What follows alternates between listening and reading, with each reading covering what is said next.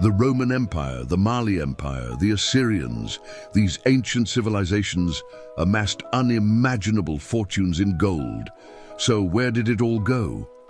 Did it just vanish? Well, not exactly. Take the Romans. They were master miners, tearing apart mountains for gold, like at Las Medulas in Spain. But economic crises hit, and they simply abandoned mines that were still rich with ore. Then there's the Mali Empire in West Africa, controlling nearly half the world's gold. When their king, Mansa Musa, went on a pilgrimage, he gave away so much gold that he crashed the economy of entire cities. By the 15th century, Europe was in a great bullion famine. Why? Because all their gold was flowing east to pay for spices and silk. The gold wasn't lost, it was just moving. So the gold of ancient empires never really disappeared. It was traded, spent, hoarded, and scattered by conquests, waiting for new powers to claim it or for us to rediscover it. If you enjoyed this golden nugget of history, be sure to like and subscribe for more. Have you ever wondered what happened to all the gold of the ancient world? The Roman Empire, the Mali Empire, the Assyrians. These civilizations were dripping in wealth, possessing mountains of gold. But when these empires fell, where did it all go? Did it just vanish? The truth is far more fascinating than you might imagine. It's a story of economics, conquest, and the endless human quest for treasure. So, grab your explorer's hat, because today we're embarking on a journey to uncover the fate of the lost gold of ancient empires. Let's start with Rome. For centuries, the Roman Empire was the center of the world, and its wealth was legendary. Roman senators, draped in fine togas, oversaw an empire that stretched from Britain to the Middle East.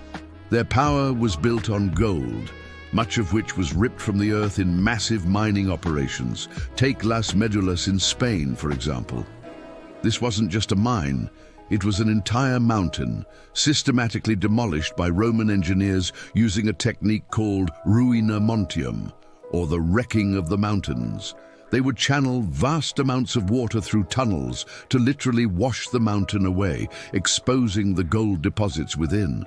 It was an environmental catastrophe, but it yielded incredible amounts of gold.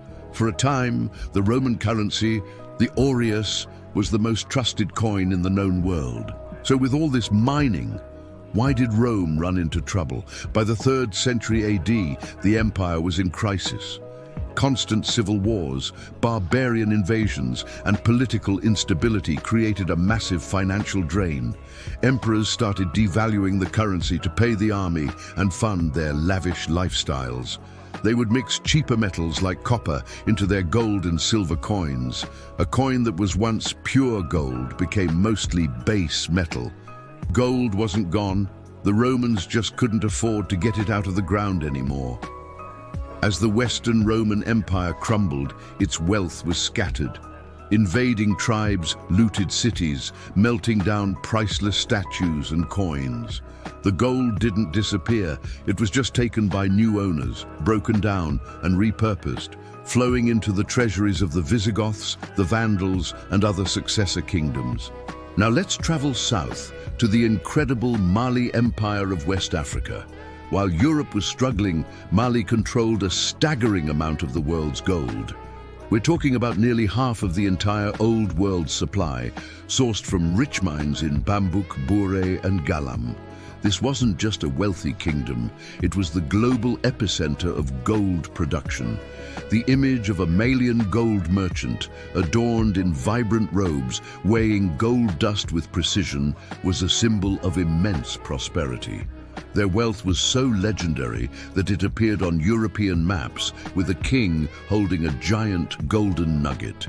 The most famous story that illustrates this wealth is the pilgrimage of Mansa Musa, the emperor of Mali, in 1324.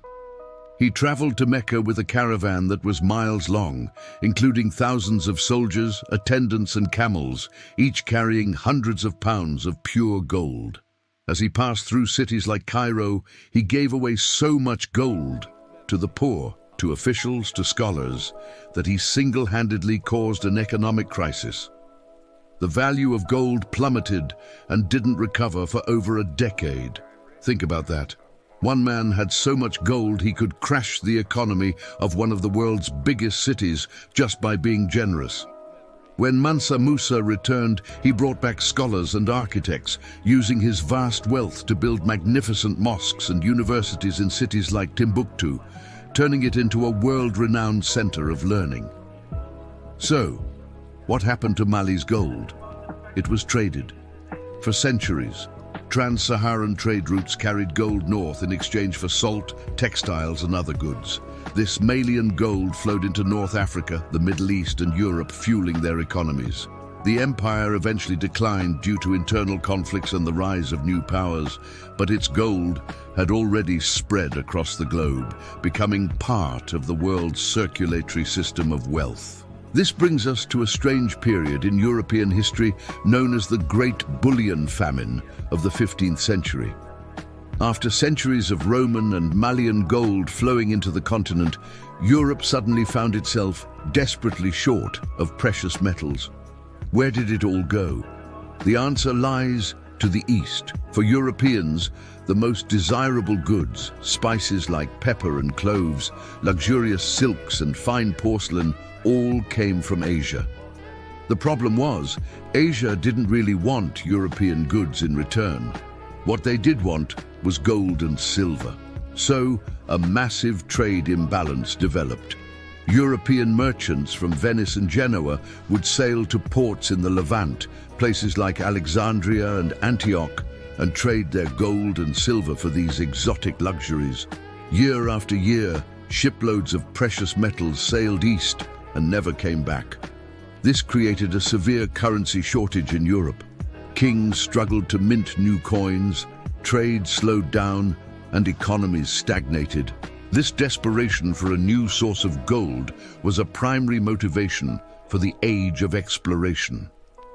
Christopher Columbus wasn't just looking for a new route to the Indies, he was explicitly looking for gold. He wrote about it constantly in his journals. The drive to bypass the middlemen in the Middle East and find a direct sea route to the Spice Islands and their gold was what pushed Vasco da Gama around Africa and Columbus across the Atlantic. The bullion famine demonstrates a key principle. Gold doesn't vanish, it moves. It flows like water, seeking the path of least resistance, always moving towards where it is most valued. For centuries, that place was the East. So where is all the gold of the Assyrians, the Romans, and the Malians today? The answer is, it's all around us. It didn't vanish into thin air. Much of it was simply redistributed. The gold of a fallen empire became the treasure of its conquerors. Roman coins were melted down to make Visigothic jewelry. Malian gold was traded for salt and became part of the currency of Cairo and Venice, and a huge amount of it was spent. Mansa Musa built Timbuktu.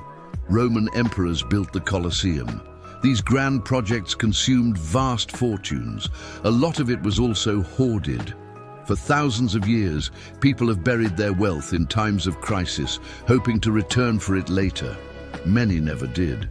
Countless hoards of Roman, Celtic, and Viking gold are still being discovered by farmers and metal detectorists today. These forgotten caches are a direct link back to the chaos of the past. The gold from these ancient empires was melted, reminted, traded, and lost. It's in the jewelry we wear, the electronics we use, and the vaults of central banks. It's scattered across the globe, a silent testament to the rise and fall of civilizations. The empires are gone, but their gold is eternal, just waiting for the next chapter in its long and storied history. Thank you so much for joining me on this treasure hunt through time. If you enjoyed this journey, don't forget to like this video and subscribe to the channel for more explorations into the mysteries of history. Let me know in the comments which ancient empire's treasure you'd like to see us hunt for next. Until then, stay curious.